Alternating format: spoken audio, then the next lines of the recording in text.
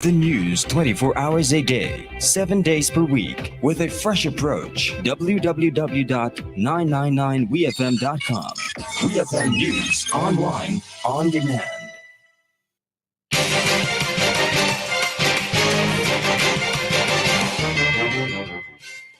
Good afternoon and welcome to WEFM's Midday News, brought to you with the kind of compliments of Court St. Vincent Limited.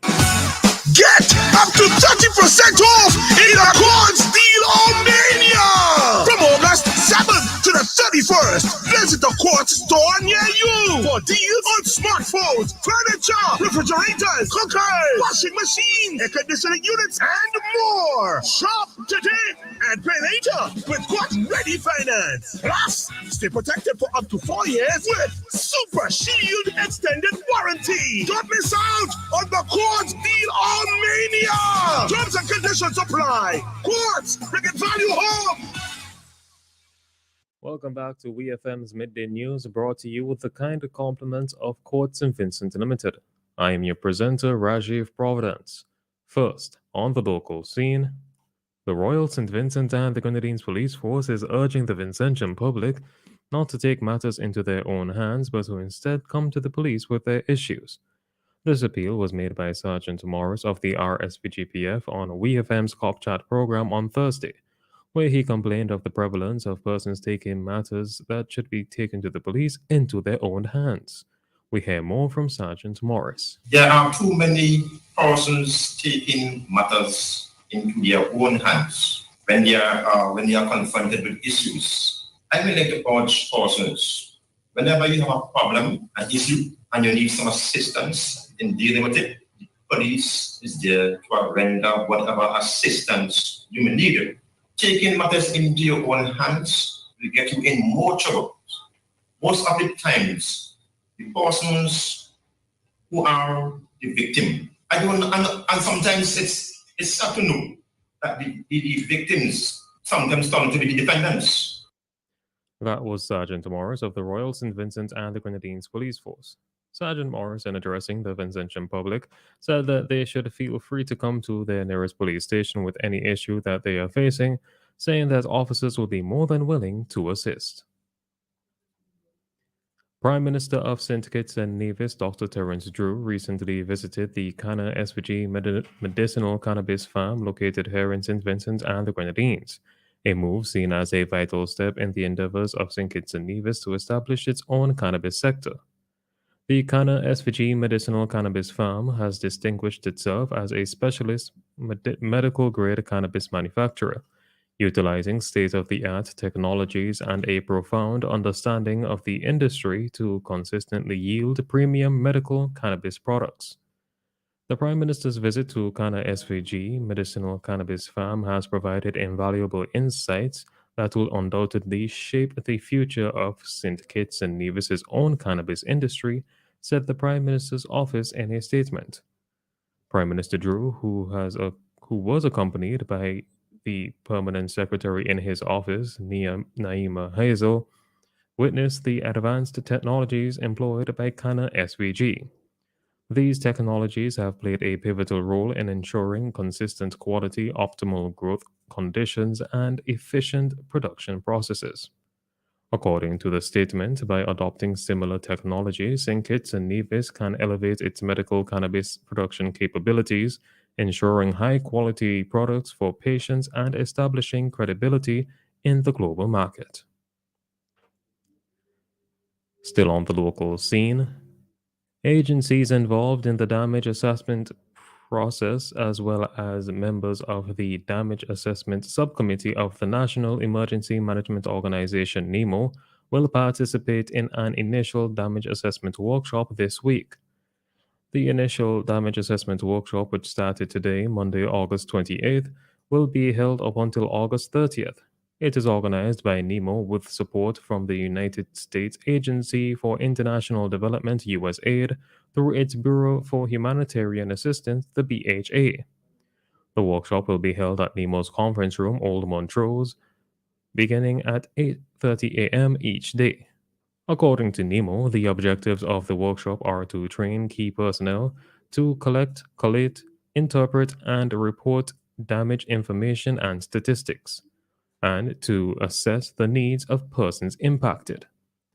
The initial damage assessment workshop is one of the first activities being launched in St. Vincent and the Grenadines under the United States Agency for International Development Bureau of Humanitarian Assistance, USAID, BHA, new 5-year regional disaster assistance program for Latin America and the Caribbean, which provides support in the areas of technical assistance, training, and emergency response. On to news in the region. Prime Minister of Grenada Dickon Mitchell renewed calls for the United Kingdom to apologize for slavery in the Caribbean and its other former colonies and to pay reparations. In an interview with the UK magazine The Independent, Mitchell criticized Britain for failing to apologize for capturing and enslaving African people, adding that their failure to show remorse sends a bad message. If the UK wants to continue being a country that demonstrates that it upholds the values of justice, fairness, democracy, and equal treatment of human beings, then it should be upfront in apologizing for slavery, Mitchell said. Though asked by multiple prime ministers of former colonies, neither King Charles, the British monarch, nor Rishi Sunak, the British prime minister, have offered apologies or commitments to pay reparations. Grenada's prime minister said that he believes it is critical to improve relations with Britain, but the people of former colonies must be seen as equals by the country that colonized them. With days to go before Trinidad and Tobago's new school term opens in September, TNT's main opposition party, the United National Congress, the UNC, is expressing concern that the government will not have measures in place to accommodate migrant children as previously promised. This is according to the party's vice chairman, Khadija Amin, who made the comments at a press conference hosted by the opposition in Port of Spain on Sunday. We are concerned that while we hear of a program for migrant children, we are concerned about the government's ability to implement that, she said. The issue of having migrant children in the primary schools of Trinidad and Tobago was first raised on July 13th by Foreign and CARICOM Affairs Minister Dr. Amory Brown, who had said that the government is looking to open the local education system to migrant children. He was at the time attending a breakfast meeting hosted by United States Ambassador Candice Bond at the Hilton Trinidad. Brown had also said that the Education Ministry was working with key stakeholders towards this integration, ideally in the upcoming school year.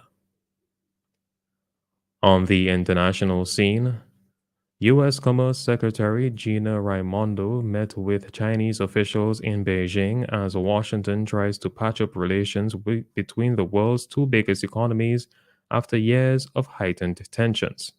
Raimondo, who arrived in China on Sunday, is holding 3 days of meetings with Chinese officials and business leaders as President Joe Biden's administration seeks to stabilize ties. Raimondo on Monday met Chinese Commerce Minister Wang Wentao, telling her counterpart it was profoundly important for the two countries to have stable relations. We share $700 billion of trade, and I concur with you that is profoundly important that we have a stable economic relationship, Raimondo said, according to a readout from the U.S. Department of Commerce. Her visit comes after Biden and Chinese President Xi Jinping agreed at the G20 summit in Bali last year to deepen communication between their countries after years of rocky relations. Finally, in sports, England captain Harry Kane scored twice on his home Bundesliga debut for Bayern Munich as the champions continued their winning start to the league season. Kane became the first English player to score in his first two Bundesliga games when he clipped a penalty down the middle just before halftime. Great game today, said Kane in a video on social media afterwards. To score 2 goals in front of you fans was a special feeling, he continued. The ex-Tottenham forward wrapped up the 3-1 win after the break with a lovely finish with the outside of his foot. This has been WEFM's Midday News. I have been your presenter, Rajiv Providence. Join us again at 3 p.m. for WEFM's 3 p.m. news. WEFM's Midday News is brought to you with the kind compliments of Court St. Vincent Limited. Refer a friend and get $50 cash back for you and $50 cash back for your friend on loans of $3,000 and over at Courts Ready Cash. Plus, you get flexible payment terms, hassle-free service, and fast approval. All you need is your ID, proof of address, payslip, job letter, and 2 references. Apply now. Visit shopcourts.com. The more friends you refer, the more cash back. What are you waiting for? Make every moment count with a loan from Courts Ready Cash. We are ready when you are. Conditions apply. Thank you very much, Rajiv. You've been listening to WEFM's Midday Newscast. To join us at 3 o'clock this afternoon for our next newscast. Coming up at 12:30, it's Viewpoint right here on WEFM. At 12:45, we have the obituaries, which will be brought to you with the compliments of the New Haven Funeral Home. And at 12:55, our local weather report. Stay tuned. Let's get your laundry clean and fresh with the white